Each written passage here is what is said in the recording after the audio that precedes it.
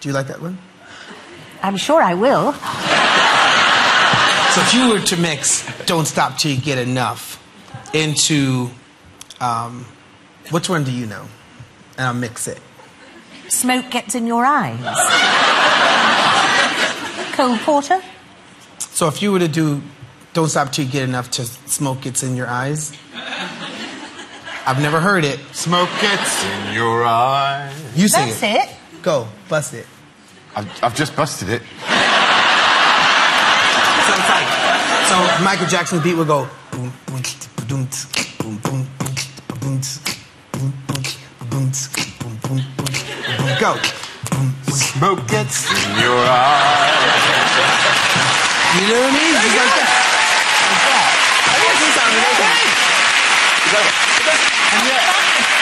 And yet my gut instinct was to do some hardcore rapping, Graham. Yeah, but that's when you were supposed to say, smoke gets into my eyes when I'm puffing on a doobie. I used to be into the, when I was a kid, I used to be into the Booyah tribe. Yeah. Do you know them? Those big Samoans. Yeah. You know those guys? You must know them. Hit the gas, put on a ski mask, right where we pass. What you think, Rid? Smoke that ass.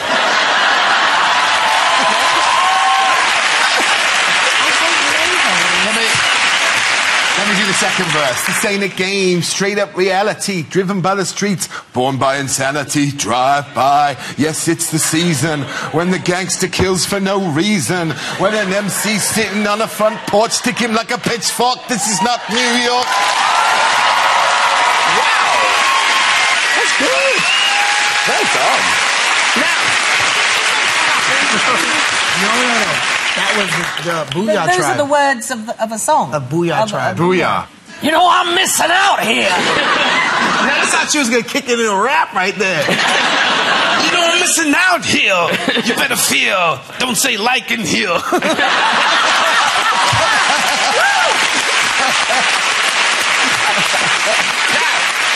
Miriam Margolyes, very exciting. You are on a world tour. It's a proper world tour. I mean, you've been in Australia already. And New Zealand. Well, you've done New Zealand already. Dear New Zealand, yes. But you get here on 23rd of June. It's tomorrow, Saturday. Is that tomorrow? Yes, it is. It is. Yes. And then you go to Canada and the States? Yes. Yes, very good. Yes. So and all around England as well. Oh, yeah. Yes. All right. Taunton. We're going to Taunton. What part of the States are you going to? I'm going to California. That's where I'm from. Yes, I know that, darling. And Chicago. Nice. Yes. Nice. And Yale. And all over Massachusetts. When you say Yale, you have to say Yale? Yale. Because you're doing... The show is Dickens Women, and we'll talk about it in a bit, but in order to get sort of match fit, you've become a vegetarian. Yes, well, I knew that I'm 71 and I'm overweight and not particularly fit, and I thought I must get fit to do this tour. So I went to India to an Ayurvedic clinic, and I had oil enemas every day for 6 weeks. Oh my God! Does a mechanic do that? I mean, what? Not really. No. Is it hot oil, cold oil? I think it's warm. But it's warm afterwards anyway. And it really was amazing, and that's where I became a vegetarian. I eat fish, but not poultry or red meat. Yeah. And it really got me fit. It got me going, and I was able to do the tour so far without missing a show or feeling poorly or anything. Yeah. Well, you look amazing. You look very fit and healthy. Do you think so? You really do. Oh, bless you. Yes. Thank you. Because Thank you.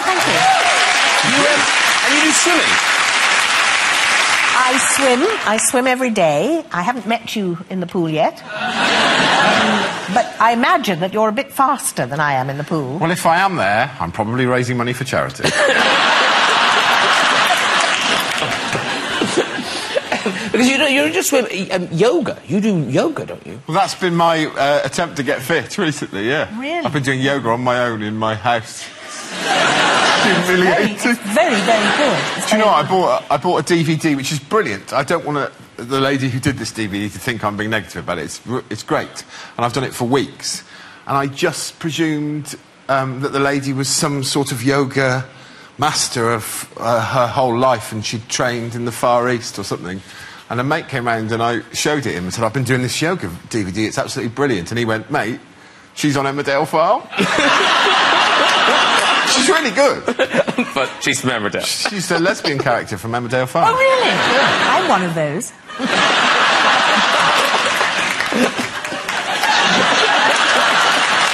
I know in America they don't say that much on television, but I like to say it, because I think it gives people courage. Yes. No, I think they say that. I've never met a lesbian before.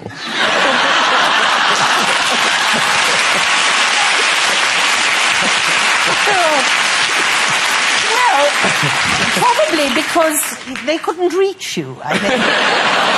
Oh, they could reach me.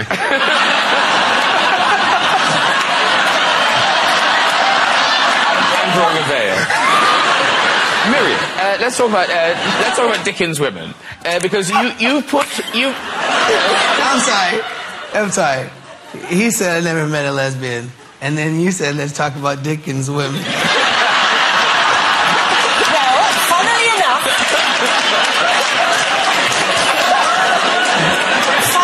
one of them was a lesbian.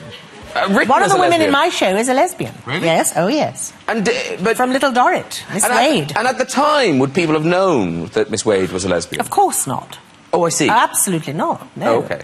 It's only now we know, now we can tell, because he's such a wonderful writer. Because you put it together, it's you and... Sonia Fraser. Sonia Fraser. Yes. Because people, I suppose, don't associate Charles Dickens with... lesbians. No, no. Because the women tend to be kind of grotesques or kind of ingenues. Yes, well, he didn't get on very well with women because he was damaged by women. His mother was, he thought, neglecting him. His wife, he fell out of love with. He had a mistress. I tell all these shocking stories in my show. Oh, see, so it's not just the characters, you also tell the story. I tell the story of the man because he's so extraordinary and wonderful and strange and so different from what people think he is, you see. And that's what I'm trying to get across. He was the greatest writer of English prose. In his way, he was king rapper of his day. Yes. If he was a rapper, his name would be Chuck Dick.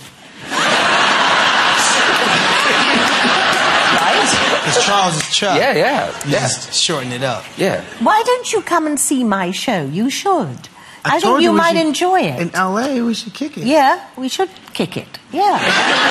Very nice. Now, this is... I don't want to put you on the spot, but is there a little bit of one of the women you could do for us? Is that too awful No, to ask? I'd love to do so. Oh, fine, I'd love to. Okay, brilliant. Yeah, what fun. Well, one of the characters that he invented was this midwife. And in the days, in Victorian days, midwives... Are there any midwives here? Clearly. Well, his midwife was a drunk. And... Funnily enough, nothing has changed. But they also laid out corpses. They had two jobs. Midwives, they did both. Oh. And Mrs. Gamp, who's the one that I play, was a drunken midwife, and she liked to talk about herself, but she pretended that it was Mrs. Harris, her friend, who was talking about her. And she said, when Gamp was summoned to his long home, and I seen him lying in the hospital with a penny piece on each eye and his wooden leg under his left arm, I thought I should have fainted away, but I bore